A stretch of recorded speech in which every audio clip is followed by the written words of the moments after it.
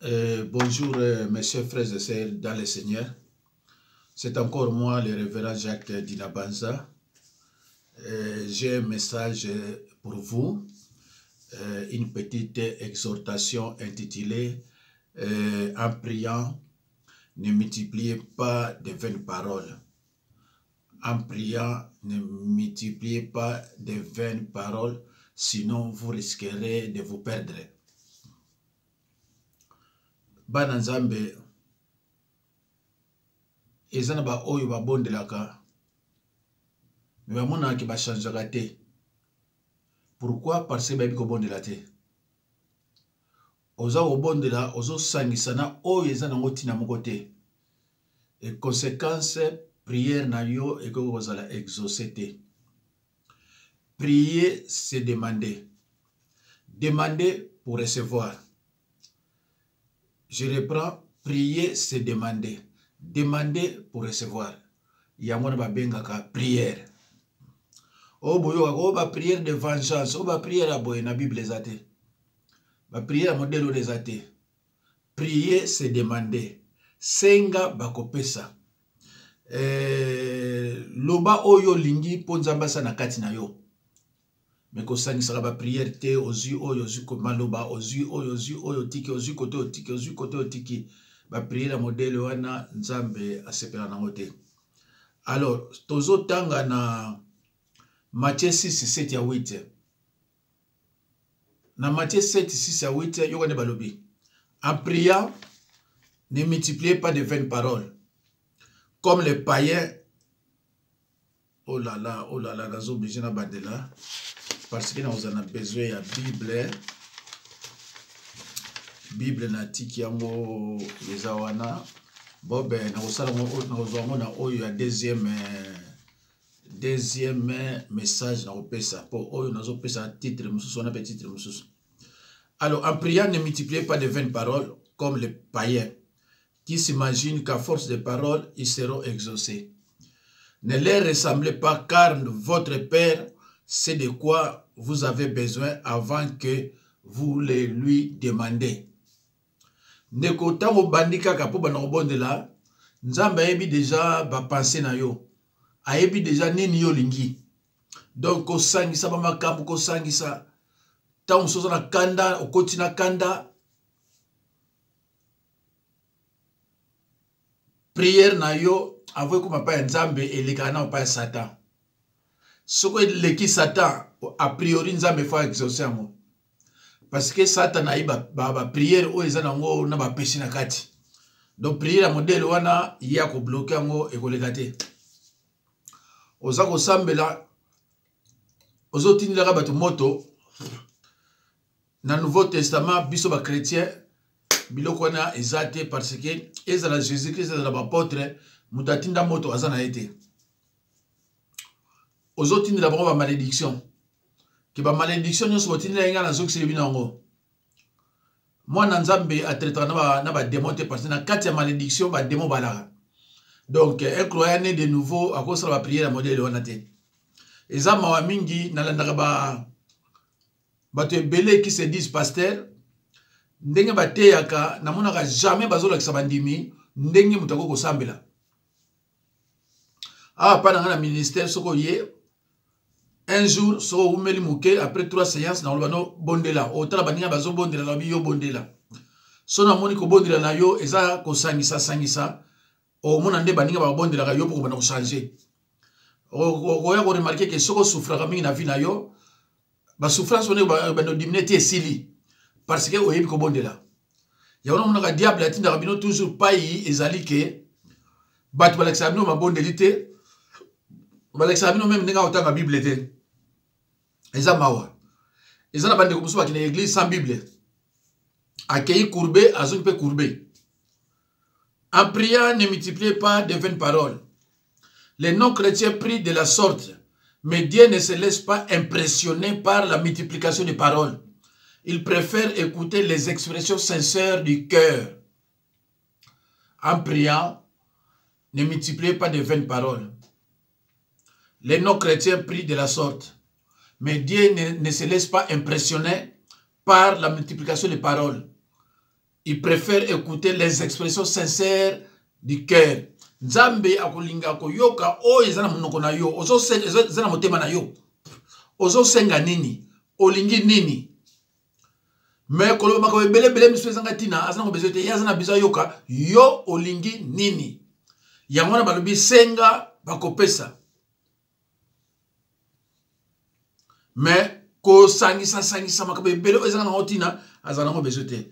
Si notre Dieu sait de quoi nous avons besoin avant que nous lui demandions, à quoi bon prier? La raison est simple. En priant, nous reconnaissons notre besoin et notre dépendance de Dieu. C'est ce qui constitue la base de notre dialogue avec Dieu. Dieu accomplit aussi certaines choses en réponse à la prière. Dieu accomplit aussi certaines choses en réponse à la prière. Na banzi verset moko dans la Bible na nombre nzambe aloba nakosala kaka oyo kobima na munoko na yo yango na kosala ndeko soko yebi liloba pe oyebi kobondela okosepela parce que tangu yo ndimeli Jésus-Christ comme Seigneur et Sauveur okoti mbala moko na combat spirituel avec le monde et avec Satan. Siko yo foyeba combat spirituel eza nini. Tango nazo mona bato zo prêcher bino parole, bazo pesa bino même ba définition combat spirituel te. Il faut yo mwana nzambe oyeba ke combat spirituel eza nini. Naloba toujours nde naloba na disciple nanga, le combat spirituel c'est la bataille que l'on livre à Satan et ses serviteurs par la prière et par l'observance de la parole de Dieu. Soit par la prière aux 1 Thessaloniciens 5, 17. Ce qu'aujourd'hui par la parole, au cause même Matthieu 7, 24 à 27, ou bien Josué 1, 8 à 9.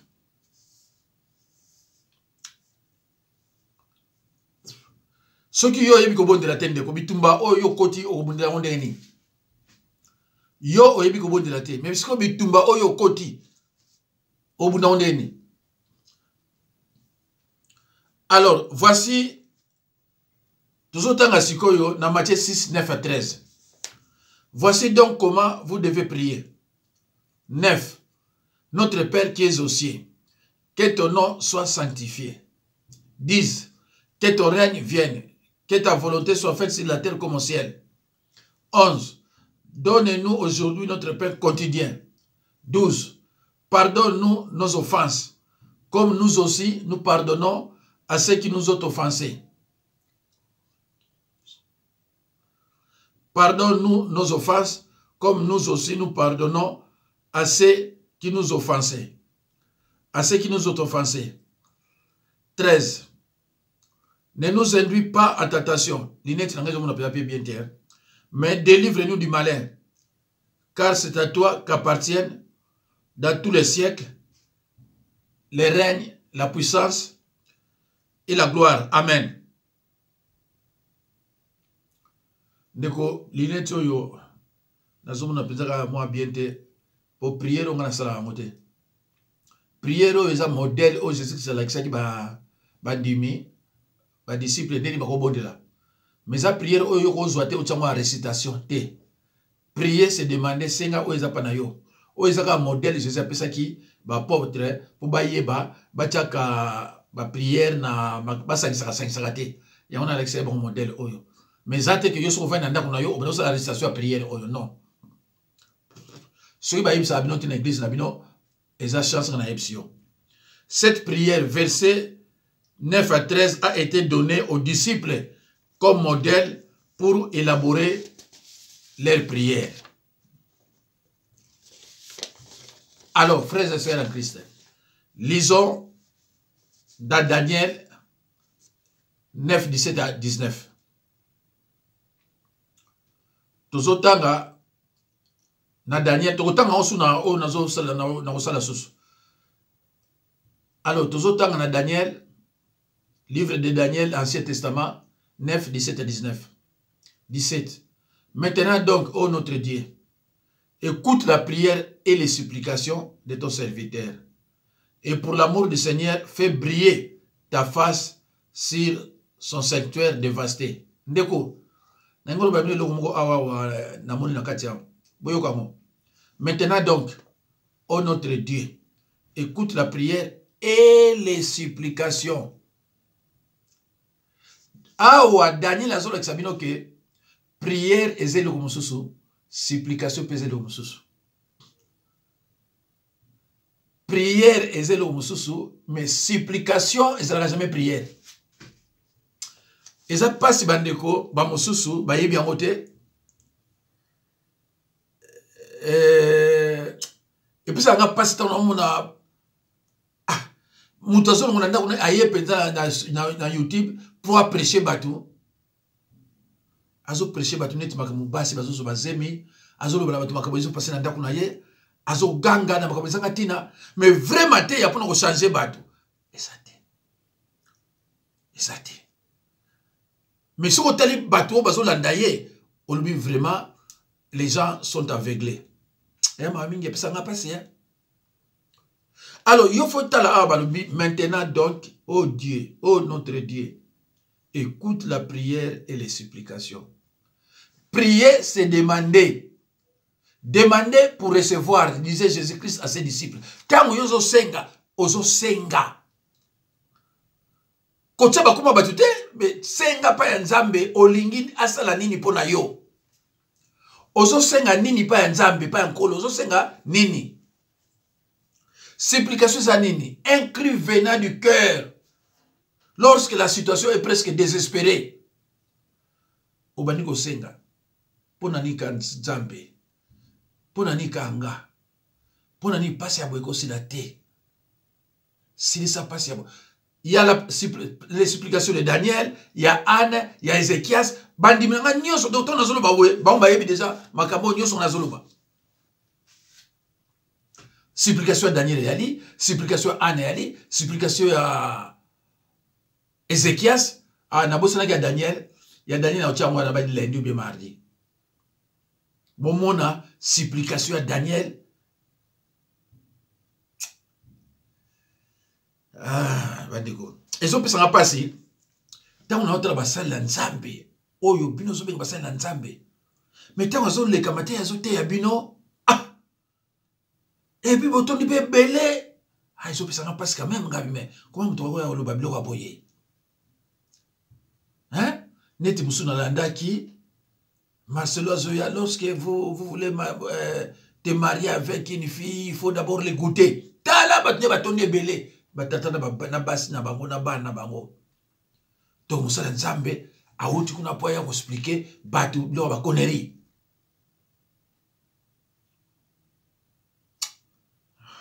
Ndeko nanga, bino to landanga so ju chance landanga. Linga liloba okoyeba nani musala nzambe ya solo nani musala nzambe te.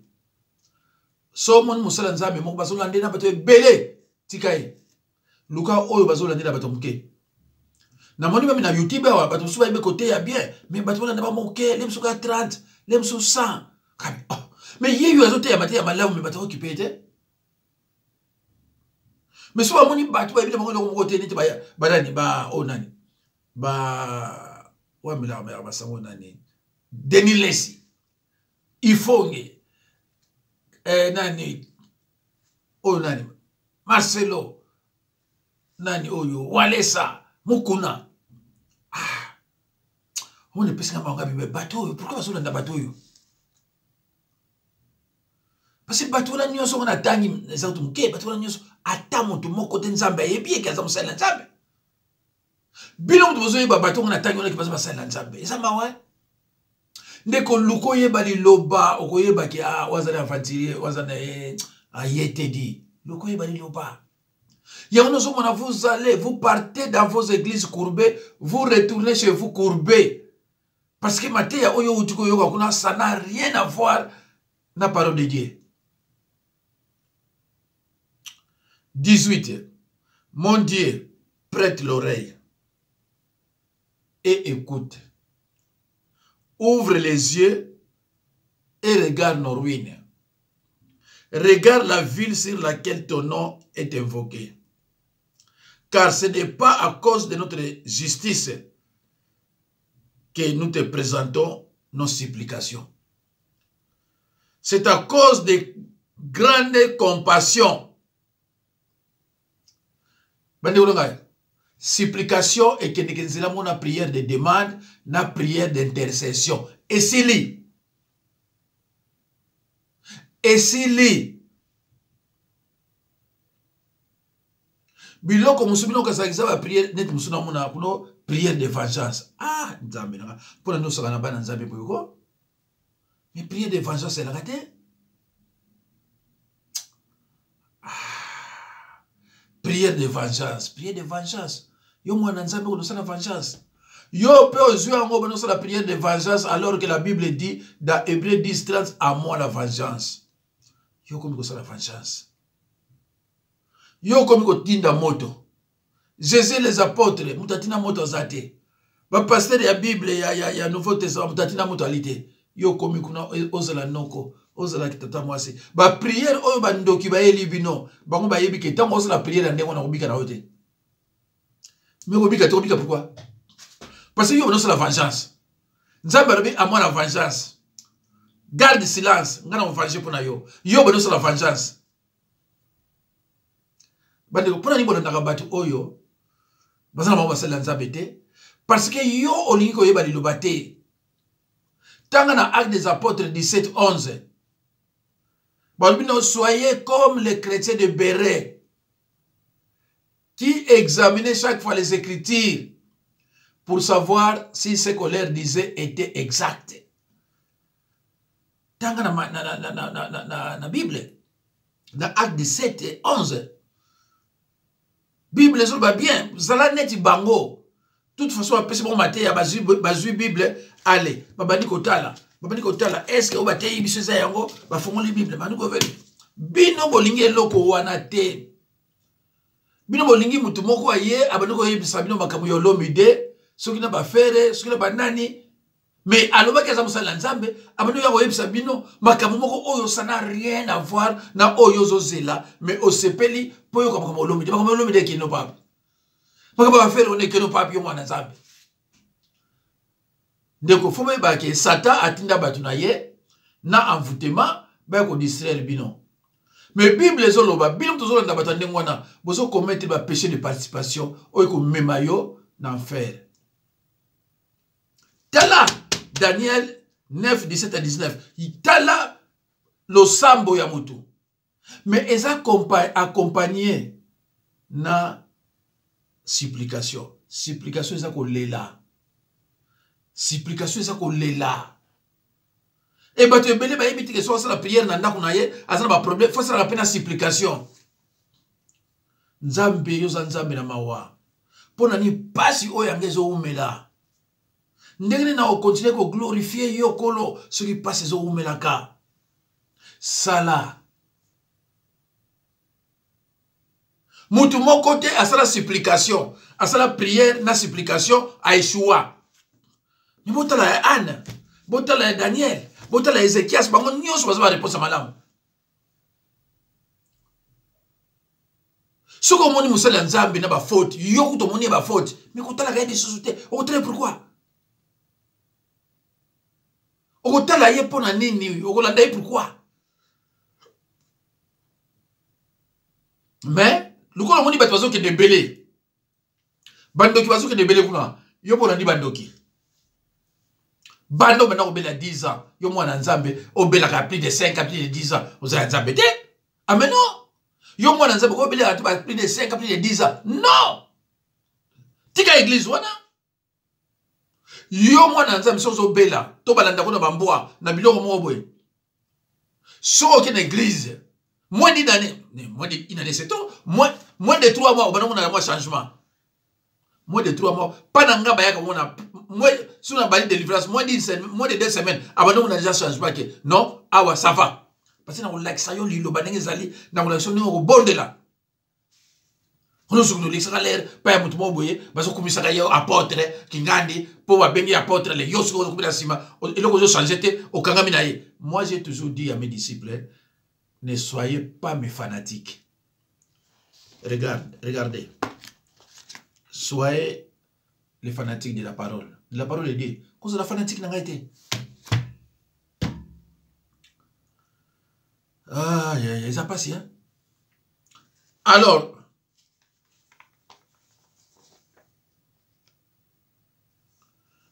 Seigneur, écoute. Seigneur, pardonne. Seigneur, sois attentif. Agis et ne tarde pas. Par amour pour toi, ô mon Dieu. Car ton nom est invoqué sur ta ville et sur ton peuple. Alors, tant que on a simplement prière, il y a confession à Daniel. Au moins, à Kati, prière à lui, confession à lui, jeûne ezali, supplication. Tant qu'on a un problème, biloko nyonso wana fo ezala. Parce que yemo je sais alobayi que certains démons ne partiront pas sans une prière accompagnée de jeûne. Jésus parlait des démons récalcitrants. Ozolo ba Jésus okenaide, il faut qu'on jeûne bon wegen. Mais il faut mutala exabino, faut mutala ayebi, nzambe ayebi ye. Satan pa yebiye abenga me usala nzambe alaki si comprendre ko ke ndike église ko sambela kuna te pa moninga mo akene kuna oyebiye te. Alors chers amis, chers frères et sœurs dans le Seigneur, natiki bino pona te ya sikoyo prière précise. Il faut qu'on précise choses au bon de là.